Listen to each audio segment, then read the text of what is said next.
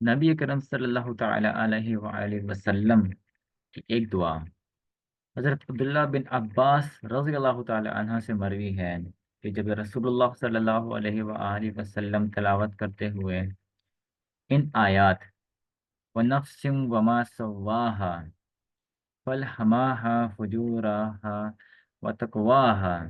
پر پہنچتے تو رک جاتے ہیں، پھر فرماتے ہیں اللہم آت النفس تقواها وزکیہا انت خیر من زکاہا انت ولیہا ومولاہا، یعنی اے اللہ میرے نفس کو تقوی عطا فرما، اس کو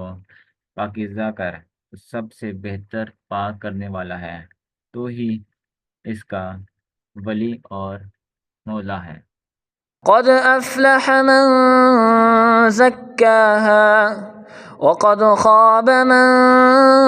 دساها۔ ترجمہ کنز ایمان کے مطابق بے شک مراد کو پہنچا جس نے اسے ستھرا کیا،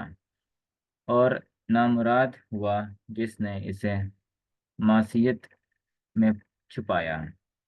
ترجمہ کنز العرفان کے مطابق بے شک جس نے نفس کو پاک کر لیا وہ کامیاب ہو گیا، اور بے شک جس نے نفس کو گناہوں میں چھپا دیا وہ ناکام ہو گیا۔ قد افلح من زکاہا، بے شک جس نے نفس کو پاک کر لیا وہ کامیاب ہو گیا۔ اللہ تعالیٰ نے اس سے پہلی آیات میں چند چیزوں کی قسمیں ذکر کر کے اس آیت اور اس کے بعد والی آیت میں فرمایا بے شک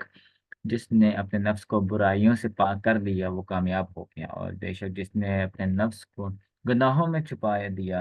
وہ ناکام ہو گیا۔ نفس کو برائیوں سے پاک کرنے کی کامیابی کا ذریعہ ہے۔ اس سے معلوم ہوا کہ اپنے نفس کو برائیوں سے پاک کرنا کامیابی حاصل کرنے کا ذریعہ، اپنے نفس کو گناہوں میں چھپا دینا ناکامی کا سبب ہے، اور نفس برائیوں سے اسی وقت پاک ہو سکتا ہے جب اللہ تعالیٰ اور اس کے حبیب صلی اللہ تعالیٰ علیہ وآلہ وسلم کی اطاعت کی جائے، اور اطاعت کرنے والوں کے بارے میں اللہ تعالیٰ ارشاد فرماتا ہے ترجمہ کنز العرفان کے مطابق، اور جو اللہ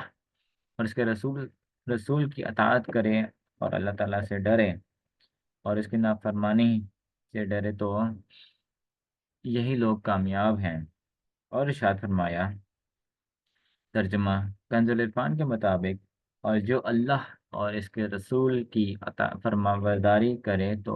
اور کرے اس نے بڑی کامیابی پائی۔ لہذا جو شخص حقیقی کامیابی حاصل کرنا اور ناکامی سے بچنا چاہتا ہے، اسے چاہیے کہ اللہ تعالیٰ اور اس کے پیارے حبیب صلی اللہ علیہ وآلہ وسلم کی اطاعت کر کے اپنے نفس کو برائیوں سے پاک کر لیں۔ كذبت ثمود بطغواها إذ انبعث أشقاها فقال لهم رسول الله ناقة الله وسقياها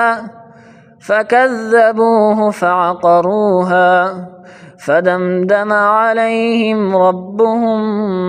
بذنبهم فسواها ولا يخاف عقباها۔ ترجمہ کنز الایمان کے مطابق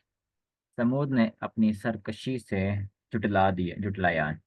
جبکہ اس کا سب سے بدبخت اٹھ کھڑا ہوا تو ان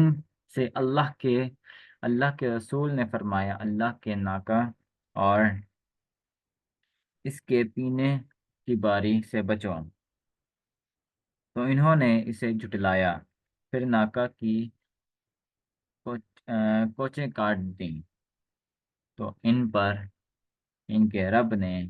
ان کے گناہ کے سبب تباہی ڈال کر وہ بستی برابر کر دی، اور اس کے پیچھا کرنے کا اسے خوف نہیں۔ ترجمہ کنز العرفان کے مطابق قوم سمود نے اپنی سرکشی سے جھٹلایا جس وقت ان کا سب سے بدبخت آدمی اٹھ کھڑا ہوا تو اللہ کے رسول نے اس سے فرمایا اللہ کی اونٹنی اور اس کے پینے کی باری سے بچو۔ تو انہوں نے اسے جھٹلایا، پھر اونٹنی کی پونچیں کاٹ دیں، تو ان پر ان کے رب نے ان کے گناہ کے سبب تباہی ڈال کر ان کی بستی کو برابر کر دیا، اور اسے ان کے پیچھا کرنے کا خوف نہیں ہے۔ نہیں کذبت ثمودہ بطغواہا، قوم سمود نے اپنی سرکشی سے جھٹلایا۔ اس سے پہلی آیات میں کئی قسموں سے اطاعت گزار کی کامیابی اور ناکامی کو بیان کیا گیا۔ اب یہاں اللہ تعالیٰ نے اپنے ایک رسول اور ان کی نافرمانی کرنے والوں کا حال بیان کیا ہے، تاکہ کفار مکہ پر واضح ہو جائے کہ جس طرح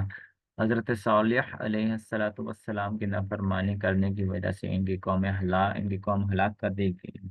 تو اسی طرح رسول کریم صلی اللہ علیہ وآلہ وسلم کی نافرمانی کرنے کی وجہ سے انہیں بھی ہلاک کیا جا سکتا ہے۔ چنانچہ اس آیت اور اس کے بعد والی 4 آیات کا خلاصہ یہ ہے کہ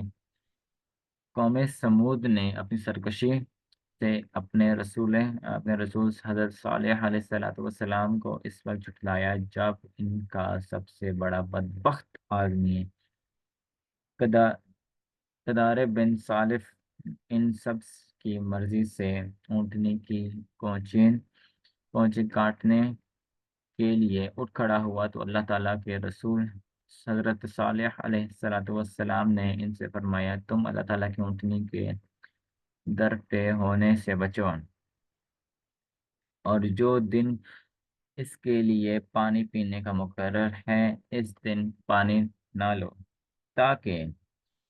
تم پر عذاب نہ آئے۔ تو انہوں نے حضرت صالح علیہ السلام کو جھٹلایا، پھر اونٹنی کی پونچیں کاٹ دیں، تو ان پر ان کے رب عز و جل نے ان کے اس گناہ کے سبب تباہی ڈال کر اور اس بستی کو برابر کر کے سب کو ہلاک کر دیا، اور ان میں سے کوئی باقی نہ بچا، اور اللہ تعالیٰ کو ان کے پیچھا کرنے کا خوف نہیں جیسا بادشاہوں کو ہوتا ہے، کیونکہ وہ سب بادشاہوں کا بادشاہ ہے، وہ جو چاہے کرے اور کسی کو اس کے آگے دم مارنے کی مجال نہیں۔ ولا یخاف عقباہا، اور اسے ان کے پیچھا کرنے کا خوف نہیں۔ بعض مفسرین نے اس آیت کے معنی یہ